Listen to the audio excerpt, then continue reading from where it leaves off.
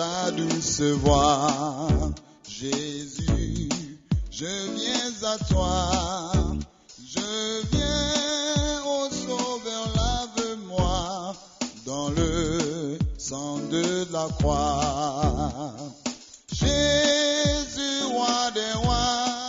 J'ai l'occasion de vous saluer et de demander à la grâce et à la paix de Dieu d'être avec chacun de nous.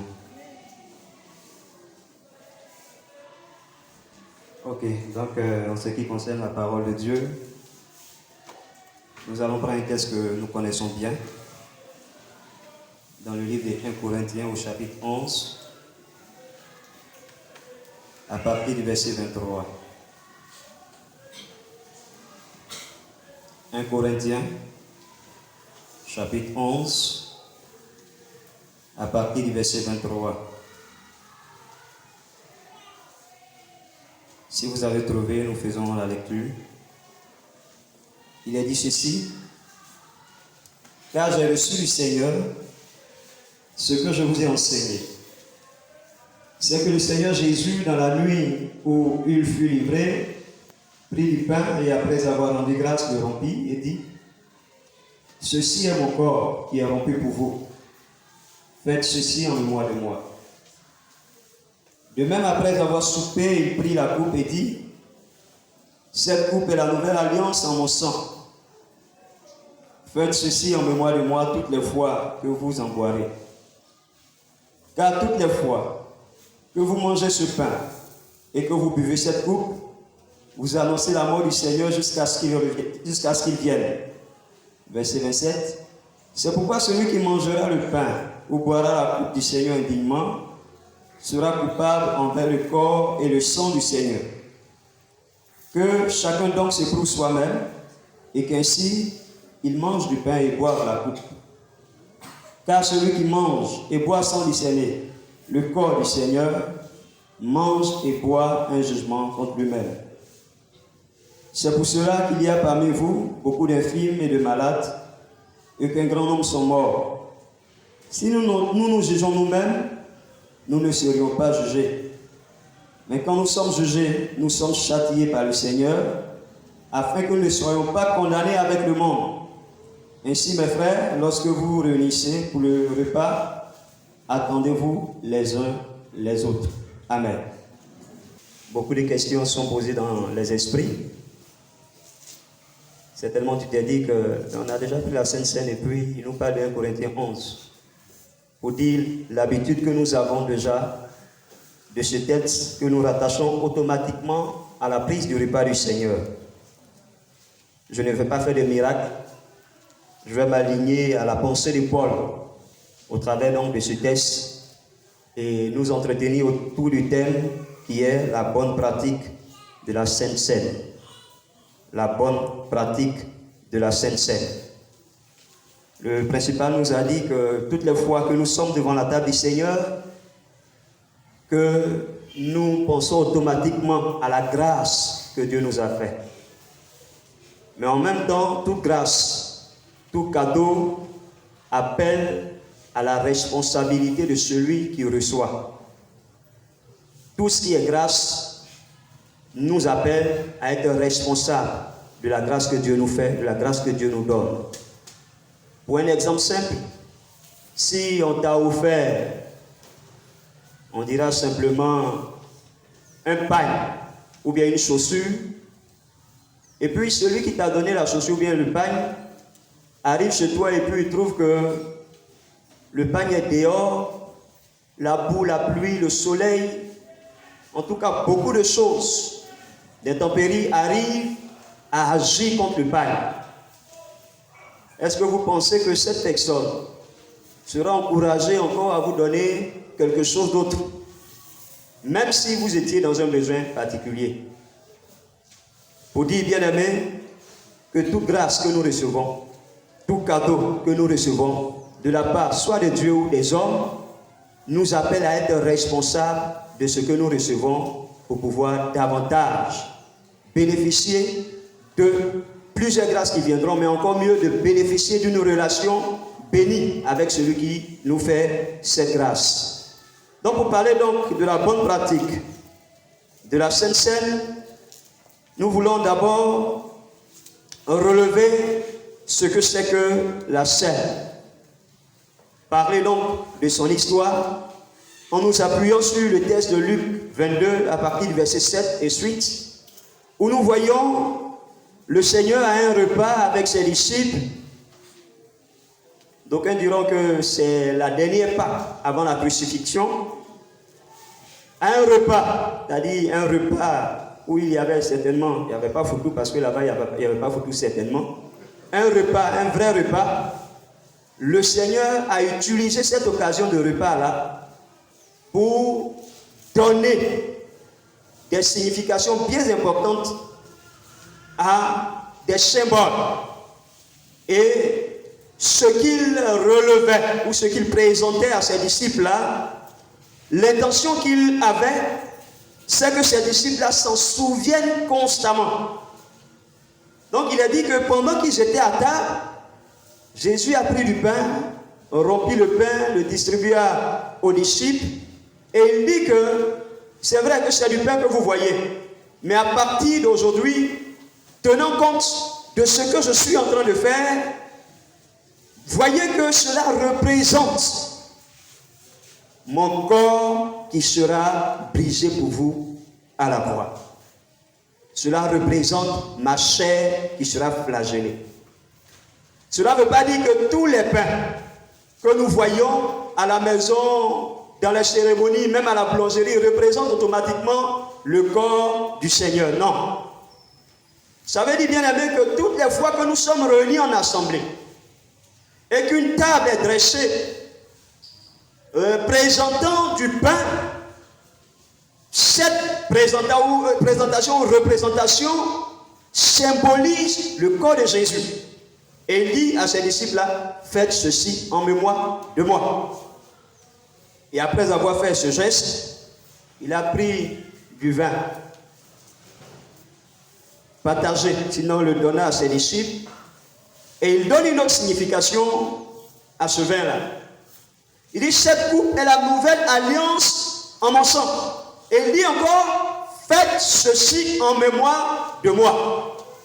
Bien aimé, pour dire que ce que nous voyons lorsque nous sommes réunis en assemblée en tant que peuple de Dieu, comme pain et vin, qui nous appelle à une cérémonie solennelle, est d'une importance capitale aux yeux de la personne de Jésus.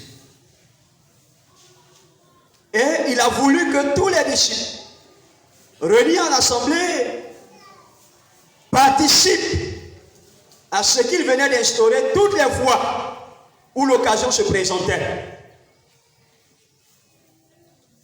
Et certainement, après la mort, la résurrection, la montée de Jésus, les disciples qui ont pris la relève, qui ont marché avec Jésus, qui ont compris que c'était quelque chose d'important aux yeux de Jésus, ont commencé à reproduire ce acte-là toutes les fois qu'il y avait une assemblée réunie. Quand nous lisons Actes, dans le chapitre 2, à partir du verset 41-42, nous voyons qu'il est fait mention que les disciples réunis, les chrétiens réunis, persévéraient dans la fraction de pain. C'est-à-dire qu'ils s'en souvenaient et ils exécutaient cela réellement comme le Seigneur l'avait prescrit. Ici, dans le texte que nous venons de lire, nous voyons l'apôtre Paul relever certains aspects par rapport à la scène qui étaient propres à l'église particulière de Corinthe. Ne voyons pas, quand nous essayons, quand moi je sais, de voir un peu, à part l'église de Corinthe où il est relevé la question de la scène, pour attirer leur attention sur des réalités particulières, on dira donc, pour leur donner des réprimandes, des avertissements par rapport à leur manière de prendre la scène, aucune autre église n'a été interpellée, sinon cette église de Corinthe. Certainement, cette église avait une manière particulière à elle de participer au repas du Seigneur qui a suscité l'intervention de Paul pour recadrer les choses au sein de cette église par rapport à la prise du repas. À partir du verset 17, il en parle. Jusqu'au verset, on a dit jusqu'à la fin même du chapitre 11, c'est comme s'il donnait des avertissements à ce peuple-là. Et quand nous lisons, nous pouvons ressortir des manières qui ne sont pas bien que le peuple de Corinthe observait pour pouvoir participer au repas. Des chercheurs sont arrivés à dire que certainement que l'église de Corinthe, comme la Sainte Seine a été instituée juste après un vrai repas, observait d'abord un vrai repas avant de prendre la scène. Et de manière générale, il est admis que l'église primitive observait cela. C'est-à-dire que si on voulait rentrer dans ce détail, normalement on devait venir avec du foutou, du riz, la cali, et puis on mange bien d'abord avant de prendre le repas du Seigneur. Donc certainement l'église le faisait ainsi. Sinon, prenait la Sainte Seine de cette sorte. Mais ceux qui venaient ne voyaient pas la personne de Jésus comme étant l'élément essentiel, mais voyaient plutôt leur repas qui pouvait soit sentir bon ou bien attirer la curiosité des autres. Donc ils venaient avec une position, une disposition qui n'honorait pas déjà le pain et le vin que le Seigneur avait institué. De sorte qu'avant le repas, plusieurs parmi eux étaient rassasiés et il était question, je ne sais pas si c'est vrai, mais ceux qui ont fait des recherches le disent, il était question d'un endroit qu'on appelait le vomitorium. C'est-à-dire qu'un endroit qui est réservé pour vomir. Quand il mange et puis il est rassasié et qu'encore il y a le reste de sa nourriture, qu'est-ce qu'il fait? Ils mettent le doigt dans la gorge et ils vont vomir pour venir remanger encore. Pendant que cela se faisait, il y avait ceux-là qui n'avaient pas les moyens pour se préparer un repas copieux. Donc, avant la prise du repas, ils regardaient ceux qui avaient les moyens faire toutes ces cérémonies-là. Donc, pendant qu'ils étaient rassasiés, ils étaient ivres, d'autres avaient faim.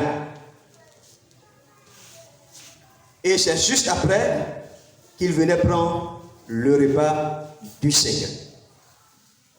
Paul donc écrit à cette église pour centrer, pour localiser, pour attirer leur attention sur le fait qu'au-delà de toute cérémonie qui se fait autour du repas du Seigneur, le plus important, c'est le pain et le vin qui représentent le corps du Seigneur et le sang du Seigneur. C'est dans cette intervention que Paul relève des bénédictions qui s'attachent au repas du Seigneur. Certainement les autres apôtres savaient qu'il y avait des bénédictions, mais ils se disaient que déjà on comprenait cela. Mais au travers de l'intervention de l'apôtre Paul sur la scène par rapport à l'église de Corinthe, nous pouvons relever plusieurs bénédictions qui sont rattachées à la Sainte Seine, que lui-même il a évoqué, relevé. La première des bénédictions, c'est que nous qui n'avons pas vécu au temps de Jésus, nous qui ne connaissons rien de la vie de Jésus, sinon ce qui nous est relaté, quand nous avons devant nous le repas du Seigneur, ça nous donne automatiquement de nous rappeler que la personne de Jésus est venue sur cette terre et a vécu pour le salut de ce monde. Donc, au-delà de l'aspect mythe, c'est-à-dire qu'il y a d'autres qui disent que non, Jésus n'a pas existé, ce sont ses pensées qui ont existé. Quand nous sommes devant le repas du Seigneur, nous comprenons que la personne de Jésus était une personne véritable, une personne physique qui a existé, qui s'est incarnée et qui est venue ici-bas et qui a habité au milieu des hommes. Il dit ceci au verset 24b, faites ceci en mémoire de moi. Pour se souvenir de quelqu'un, il faut savoir qu'il a existé déjà. Donc, si nous devons, devant le repas du Seigneur, nous souvenir de Jésus, ça veut dire que nous devons nous rappeler qu'il a vécu. C'est déjà une bénédiction. C'est déjà quelque chose pour fortifier notre foi. La deuxième bénédiction, par rapport à la scène, se trouve au verset 25. Ça nous rappelle le souvenir de l'œuvre qu'il a manifestée, de l'œuvre qu'il a accomplie.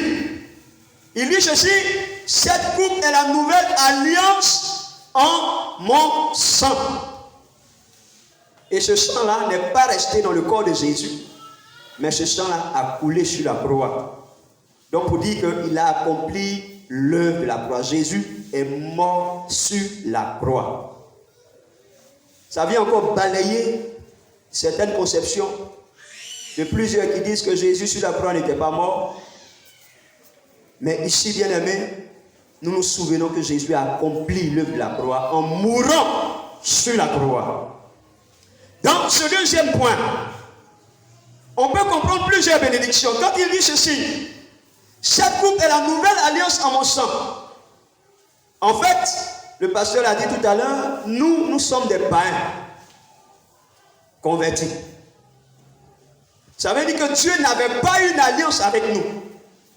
Quand il dit la nouvelle alliance en mon sang, il parle des Juifs qui avaient d'abord une ancienne alliance et une nouvelle alliance. Mais bizarrement, nous les païens, cette nouvelle alliance-là, nous recevons de cette nouvelle alliance toutes les bénédictions qui s'y trouvent. Le contrat de l'alliance, quand nous lisons Hébreux, le chapitre 8, à partir du verset 10 jusqu'au verset 11, sinon jusqu'au verset 13, nous voyons le thème de ce contrat qui part de la nouvelle alliance au sang de Jésus. Je le répète encore, bien aimé, nous ne parlons pas de nouvelle alliance, nous parlons de l'alliance avec Jésus. Mais qu'est-ce qui contient, qu'est-ce qui se trouve dans le contrat de la nouvelle alliance de Jésus avec les Juifs? Et est-ce que nous en bénéficions? Est-ce que nous allons relever dans le livre de Hébreux, chapitre 8, à partir du verset 10. Cette nouvelle alliance, bien-aimée, à partir du verset 10a, fait mention que Jésus mettra ses lois dans notre cœur. On peut lire à partir du verset 10. Mais voici l'alliance que je ferai à la maison d'Israël. Après ces jours-là, dit le Seigneur, je mettrai mes lois dans leur esprit, je les écrirai dans les cœurs. Le principal à relever que nous sommes des païens et que tout est grâce. Et que les Juifs avaient la loi pour pouvoir plaire à Dieu, mais ils n'ont pas pu accomplir cette loi. Et que les païens avaient la loi de la conscience pour pouvoir plaire à Dieu, mais ils n'ont pas pu accomplir cette loi-là pour pouvoir plaire à Dieu. Mais ici, bien-aimé, Dieu dit que dans cette alliance, au travers du sang de Jésus, il écrira dans notre cœur, bien-aimé, ses lois, ses ordonnances. Il mettra dans notre esprit ses ordonnances, ses lois. C'est pourquoi c'est bizarre quand on devient chrétien, automatiquement, notre intelligence devient renouvelée. Et même ce que nous n'avons pas lu dans la Bible comme étant péché, devant ces réalités, nous trouvons que Dieu n'est pas d'accord avec. Simplement parce que cette alliance nouvelle pour Israël et l'alliance pour nous qui s'accomplit automatiquement arrive à inscrire dans notre cœur les lois de Dieu. Les lois de Dieu. Quelquefois, ce que nous voyons comme péché, le païen ne voit pas ça comme péché. Parce que nous, dans notre cœur, cette alliance-là est accomplie et c'est au travers de l'œuvre de la croix. Nous retenons, bien aimé, cette bénédiction. dans le terme de ce contrat de l'alliance, il y a encore, bien aimé, le fait que Dieu nous donne d'être constitués comme peuple de Dieu.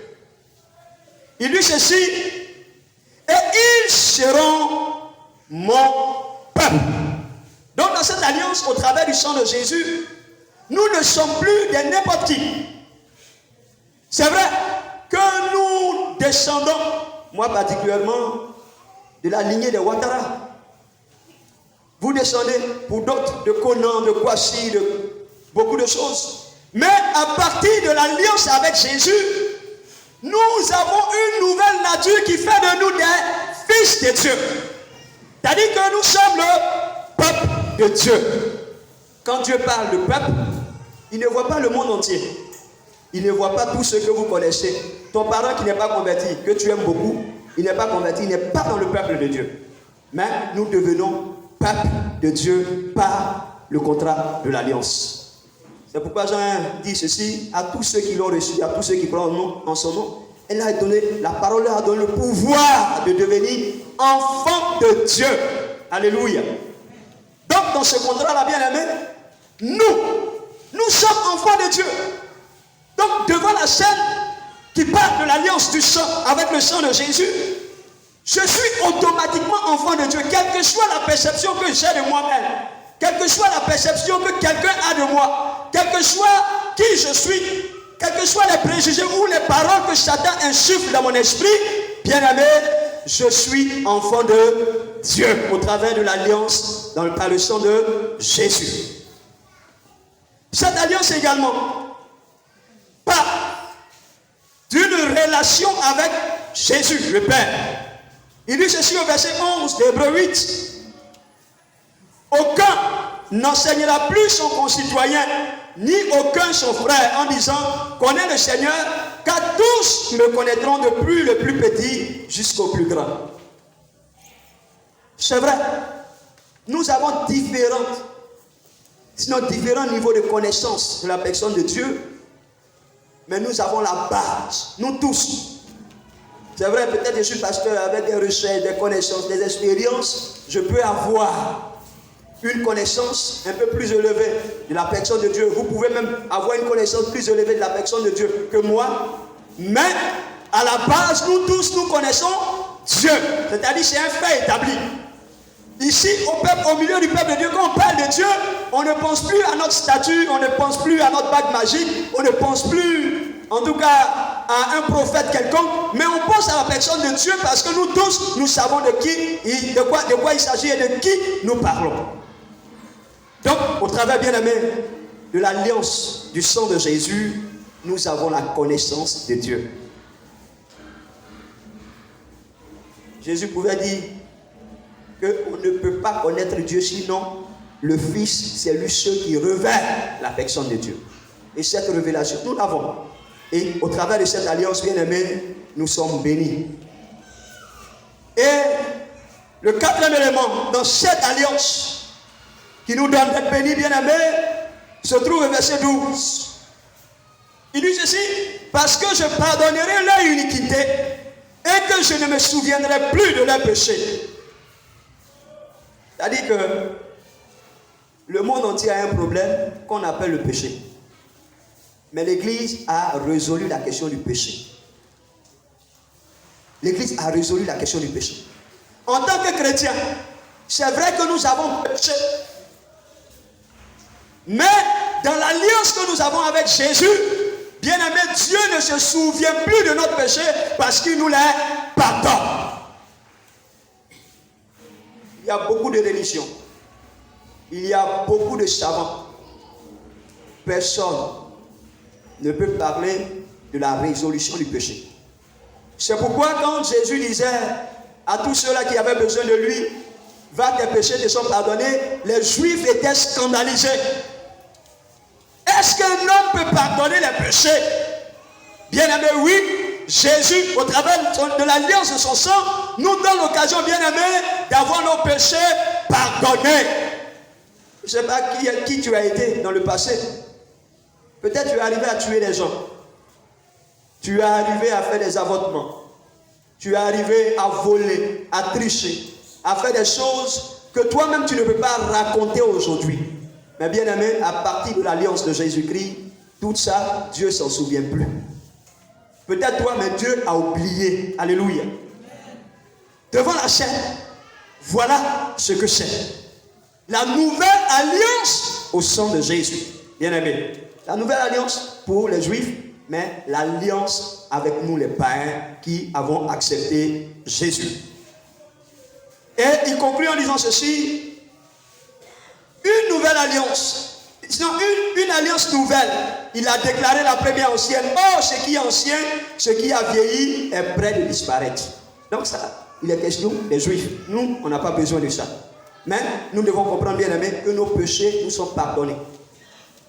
Et nos péchés peuvent nous être pardonnés. Donc parlons donc des bénéfices de la scène qui nous donne le souvenir de la personne du Seigneur, qui nous donne le souvenir de son œuvre, qui dans ce deuxième élément, nous avons relevé ces 4 points. Il y a un troisième élément, quand Paul intervenait, il dit ceci au verset 26. Car toutes les fois que vous mangez ce pain et que vous buvez cette coupe, vous annoncez la mort du Seigneur jusqu'à ce qu'il vienne. Vous annoncez la mort du Seigneur jusqu'à ce qu'il vienne. Bien-aimés, quand la table de la chair est dressée devant nous, c'est pour nous l'occasion de proclamer au milieu du monde la mort du Seigneur. Cela nous oblige, doit nous obliger, bien-aimés, à être témoins dans ce monde perdu. À être des témoins. Et toutes les fois que nous voyons la table du Seigneur présentée, nous nous souvenons de la personne de Jésus, de l'accomplissement de son œuvre, mais encore, ça nous réconforte dans notre position de témoignage, de témoin de Dieu dans ce monde perdu. Et cela nous oblige, bien aimés, à présenter la valeur de la croix dans le monde dans lequel nous vivons. C'est-à-dire que ça réaffirme notre identité chrétienne. Ça confirme qui nous sommes. Ça confirme que nous ne sommes pas des n'importe qui. Et ça nous donne d'être des témoins dans ce monde. C'est pourquoi je dis que Dieu n'a pas d'autre peuple ailleurs. L'humanité a été faite par Dieu, mais le peuple de Dieu aujourd'hui c'est nous. Et c'est vers nous que Dieu regarde quand il dit qu'il regarde dans le monde. Alléluia. Quatrièmement, bien-aimés, ce que ça nous fait, le verset 26 encore vers la fin, il dit, vous annoncez la mort du Seigneur jusqu'à ce qu'il vienne. C'est vrai, avec Corona et les événements que nous voyons dans le monde aujourd'hui, nous tous, nous pensons automatiquement à la fin du monde. Pas nous seulement, les païens aussi savent que la fin du monde n'est pas loin quand nous voyons tous ces événements. Mais bien aimés, il y a longtemps que nous savons cela. Parce que toutes les fois que nous voyons la table du Seigneur, le texte dit nous annonçons la mort du Seigneur jusqu'à ce qu'il vienne. Ça veut dire que Jésus reviendra. Quelquefois on passe à côté de ces réalités. Et puis nous-mêmes chrétiens, quelquefois on plaisante avec cela. Ah, je viens, j'espère que c'est pas je viens de Jésus là. Hein? Oh, tu viens de prendre Sainte-Seine. Ça veut dire que Jésus revient. Vous annoncez la mort du Seigneur jusqu'à ce qu'il vienne. Jésus revient. Toutes les fois que nous prenons le repas du Seigneur, nous témoignons que nous attendons son retour. Nous confirmons que ce n'est pas un mythe, que c'est quelque chose qui est prêt de se réaliser. Et nous sommes d'accord, nous attendons cette réalité-là. Bien aimé, voilà ces 4 éléments que Paul a souhaité relever par rapport à ces chrétiens de Corinthe pour qu'ils considèrent non les repas copieux, non Facebook, non WhatsApp, non tout ce qui agrémente notre journée, tout ce qui en tout cas attire quoi que ce soit comme attention dans notre vie, mais plutôt sur le retour du Seigneur par rapport à toutes ces bénédictions que cela renferme. Alors la scène qui peut paraître pour certains comme une étape du culte, une étape banale, une étape à surmonter rapidement pour pouvoir arriver à 10h30 et puis on va aller, qui paraît être simple comme ça, est remplie d'un véritable sens. Et cela donne un véritable sens à notre culte. Car elle retrace l'histoire de notre salut et elle fait le résumé parfait de la vie de Christ depuis son incarnation, parlant de sa première venue, jusqu'à l'enlèvement de l'Église. Mais d'où vient-il que ces bénédictions relevées dans ce texte arrivent à être une malédiction ou des malédictions dans la vie de d'autres? Pourquoi? C'est déjà une bénédiction avec tout ce que nous relevons. Mais pourquoi la scène qui est le repas de bénédiction devient pour certains une malédiction? C'est un miracle, n'est-ce pas? C'est un miracle, non? Quelque chose de bon, automatiquement devient mauvais dans la vie de plusieurs. Paul le dit ici. C'est pourquoi il y a parmi vous plusieurs qui sont morts, plusieurs qui sont malades, plusieurs infirmes et beaucoup de choses. Alors que quand nous relevons ces réalités, bien aimés, nous comprenons que c'est un repas de bénédiction. Mais comme les chrétiens, ou comme certains chrétiens aiment des miracles, ils font un miracle avec la scène. De sorte qu'au lieu de bénédiction, il y a... C'est un miracle. Et je vous tire, je ne me tire pas le chapeau, je tire le chapeau à ces personnes qui le font comme ça. Comment cela devient une malédiction? Par leur manière de prendre la scène. Par leur manière de prendre la scène. Paul relève le mot indignement pour dire qu'ils prennent mal la scène. Et parce qu'ils prennent indignement la scène du Seigneur, les malédictions, la mort, les maladies arrivent dans leur vie. Alors, comment prendre dignement le repas du Seigneur? Si de manière indigne, on a la mort, on a les choses, dignement, ça veut dire qu'on aura les bénédictions précitées.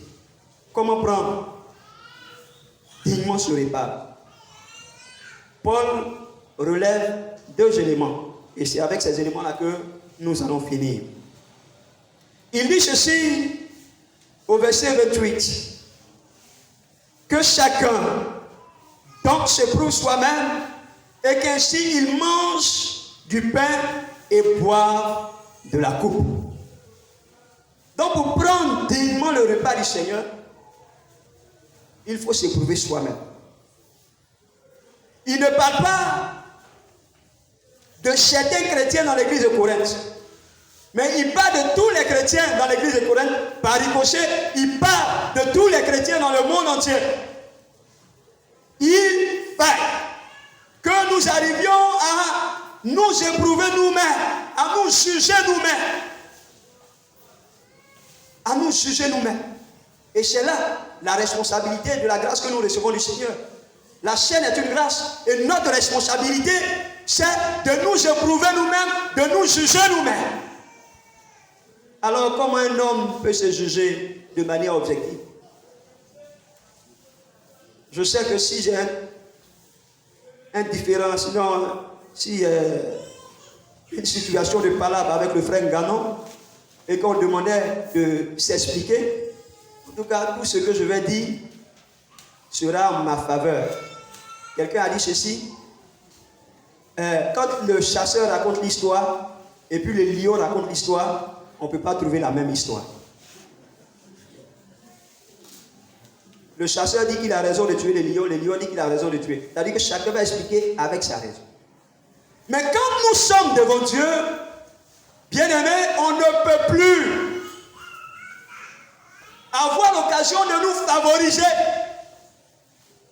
C'est pourquoi, pour pouvoir s'éprouver soi-même, il faut d'abord avoir la conscience de la présence de Dieu. Et voir dans sa vie, voir dans sa vie, regarder dans sa vie. Sur ce point, je vais insister, parce que c'est notre responsabilité véritable. Nous avons bien aimé devant le repas du Seigneur Dieu attire notre attention sur des réalités qui ne nous donnent pas. On est responsable de nous désengager, de prendre une résolution et de repousser ce péché-là. Je suis en train de dire que tu prends mal, tu prends indignement le repas du Seigneur quand c'est le même péché que tu confesses chaque dimanche. Seigneur, toi-même tu sais que la chair est faible. Le pasteur a dit, vous dites que Dieu est amour. Nous disons que Dieu est amour. S'il n'a pas épargné Jésus, c'est pas toi et moi il va épargner. La preuve, il n'a même pas joué avec Israël, qui est son peuple. Il n'a pas joué avec Israël, qui est son peuple. Ce n'est pas à nous de jouer avec Dieu.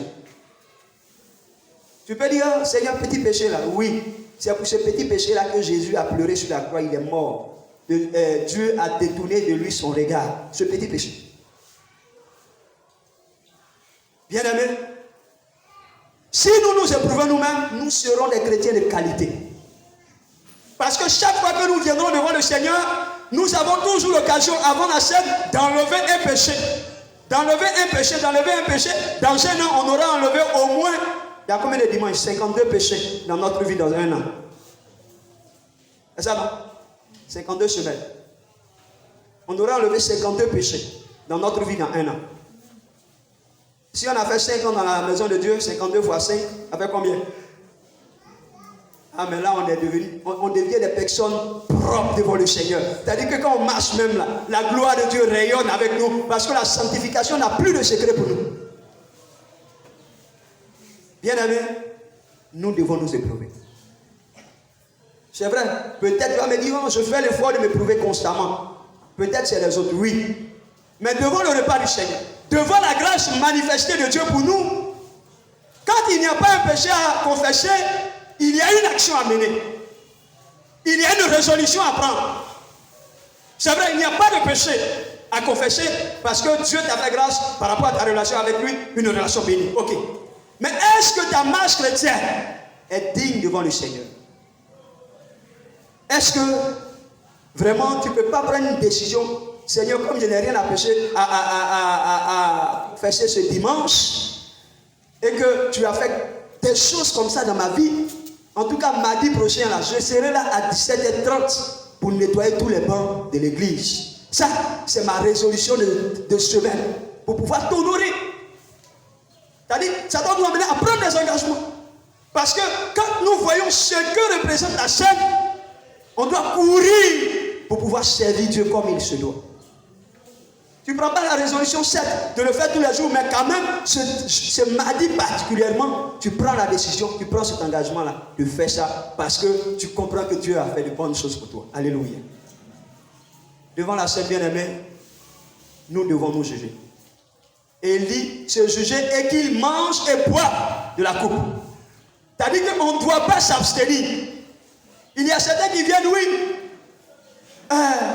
Comme il y a le péché là, je ne crois pas que le Seigneur puisse me pardonner. Donc aujourd'hui, là, je ne prends pas. Bon, on va voir jusqu'à dimanche prochain si ça va, je vais prendre. Bien aimé, tu viens de te juger toi-même. Toutes les fois que tu t'abstiens, étant conscient qu'il y a un péché dans ta vie qui te donne le droit de t'abstenir, toi-même tu te juges et tu te retires du peuple de Dieu. C'est-à-dire que devant le repas, il n'y a pas de 36 solutions. Confesse le péché, prends la décision de l'abandonner et viens manger. Il ne faut pas dire non, dimanche prochain on va voir. Non, ça ne marche pas comme ça. Il dit qu'il se prouve et qu'il mange et boit. Il n'a pas dit qu'il voit si prochainement il peut prendre. Qu'il mange et boit. C'est-à-dire tu prends la résolution, tu prends la décision et tu viens, tu dis Seigneur c'est fini. Et puis on est là maintenant. On gère ça dans la semaine. Alléluia. Donc, devant le repas du Seigneur, aucun baptisé n'a le droit de se retirer. Sinon, toi-même, tu t'es mis dans un autre camp. C'est comme si toi-même, tu t'es mis en quarantaine. Le mot quarantaine a tellement de sens aujourd'hui. On comprend mieux. Toi-même, tu t'es mis en quarantaine. Les bénédictions de Dieu ne peuvent pas couler sur ta vie. Il faut affronter. Et c'est ce à quoi Paul nous encourage. Et puis, le deuxième élément bien aimé, c'est de discerner le repas du Seigneur. pour prendre dignement le repas. Discerner. C'est-à-dire que c'est du pain, c'est du vin. Mais qu'est-ce que c'est là où ça y est? Pour nous, en tant que peuple, c'est le corps et le sang de Jésus. Reconnaître cela. Reconnaître cela. Si on ne discerne pas cela, si on ne reconnaît pas cela, si on ne voit pas cela, bien aimé, Paul dit on mange et on boit un jugement contre nous-mêmes. Ne faisons pas comme celui-là qui a été retranché de la communion sous discipline et qui est venu avec sa bouteille de vin et son un pain. Pendant qu'on participe au repas du Seigneur, lui il est derrière.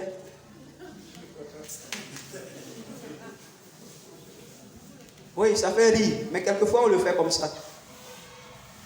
C'est bizarre, quelqu'un vient en retard, et puis on est au temps de la prise du repas du Seigneur, les gens se mettent en rang, et puis automatiquement lui il est dans le rang. On a la même chose que ce type-là. Est-ce que tu t'es éprouvé? Et quelquefois même on prend le repas du Seigneur et puis on pense qu'aujourd'hui il n'y a pas trop de sucre. Pourquoi c'est petit comme ça? Ah, c'est même pas bon vin. Bien aimé, c'est pas ton problème, c'est le corps et le sang de Jésus. Il faut goûter ton sang si c'est sucré. Alléluia. C'est vrai que ce n'est pas comme les catholiques qui disent que automatiquement quand le repas est là, ça devient la chair et le sang de Jésus. C'est-à-dire que ça change en même temps. Amen. Depuis Jésus, son corps là, c'est combien? Il y a combien d'églises catholiques? Donc il doit revenir mourir encore. Parce qu'il y a longtemps, on a fini de manger. Bien aimé, on doit discerner ce que c'est. On doit voir Jésus. On doit penser à la personne de Jésus. On doit nous décharger. Dire que vraiment, merci Seigneur de me donner l'occasion de bénéficier. Est-ce que nous savons que la Sainte Seine est source de bénédiction? Par rapport à ce que j'ai relevé. Mais quand Ésaïe parlait de Jésus, bien longtemps avant son incarnation, il disait que par ces maîtrissures, nous avons la guérison. Les maîtrissures parlent du corps de Jésus. Et le corps de Jésus a été rompu pour nous. Donc ça veut dire que quand nous venons prendre le pain et le vin, normalement, si nous sommes malades et que nous comprenons cette vérité-là, nous pourrions être guéris. Alléluia. C'est comme si tu as mal à la tête et puis tu viens, quand tu prends paracétamol. Je ne dis pas que le corps de Jésus est paracétamol, mais c'est un exemple que je prends. Vous voyez, par chez Maître Jésus, nous avons la guérison. Son sang nous donne de rentrer en collaboration avec Dieu, mais donnons-nous l'occasion de bénéficier de ce que c'est. Ce n'est pas moi qui ai inventé. Au lieu de nous laisser remplir la malédiction par rapport à notre mauvaise prise du Seigneur, donnons l'occasion au Seigneur de nous bénir et de rendre témoignage de ce qu'il fait pour nous. Bien-aimé, la grâce appelle à la responsabilité de celui qui reçoit la grâce. Et notre responsabilité, c'est de nous éprouver nous-mêmes et prendre des décisions pour la bonne marche de notre vie et discerner le corps de Jésus. Ainsi, bien-aimés, nous aurons toutes les bénédictions rattachées au repas du Seigneur. Que Dieu nous bénisse. Nous allons prier le Seigneur. Nous allons